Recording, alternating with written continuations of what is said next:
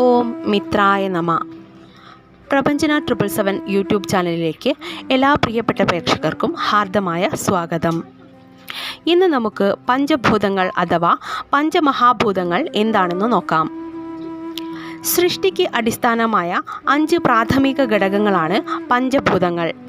അതായത് നിശ്ചിതമായ സ്വഭാവങ്ങളോട് കൂടിയ 5 അസ്തിത്വമുള്ള അവസ്ഥകളിലും വികസിച്ച് വ്യാപിക്കാനുള്ള കഴിവാണ്.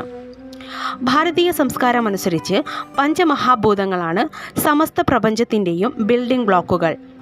പഞ്ചഭൂതത്തിൻ്റെ തണലിലാണ് സമസ്ത ജീവജാലങ്ങളും നിലകൊള്ളുന്നത്. പഞ്ചഭൂതങ്ങളില്ലെങ്കിൽ ഒന്നും തന്നെയില്ല എന്നു വേണം കരുതേണ്ടത്. പഞ്ചഭൂതങ്ങൾ യഥാക്രമം ഭൂമി, ജലം, അഗ്നി, വായു, ആകാശം എന്നിവയാകുന്നു. ഇവയെല്ലാം നമുക്ക് ചിരപരിചിതങ്ങളായ പേരുകളിൽ അറിയപ്പെടുന്നവയാണെന്ന് തെറ്റിദ്ധരിക്കരുത്. അവയുടെ സ്വഭാവങ്ങളാകുന്ന തത്വങ്ങൾ ആ പേരുകളിൽ അറിയപ്പെടുന്ന പഞ്ചമഹാഭൂതങ്ങൾ എന്നു മനസ്സിലാക്കണം. ഭൂമി, ഗന്ധം, കഠിനമായ രൂപം എന്നിവയുമായി ബന്ധപ്പെട്ടിരിക്കുന്നു.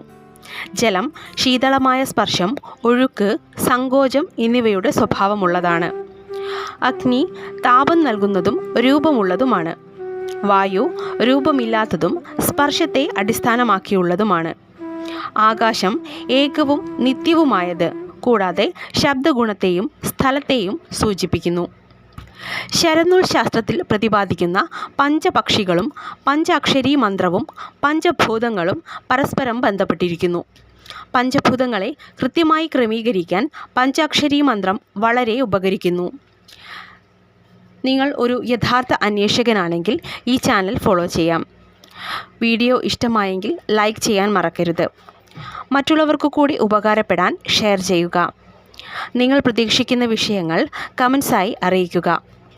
ഏവരുടെയും സഹകരണത്തിന് ഹൃദയംഗമമായ നന്ദി അറിയിക്കുന്നു.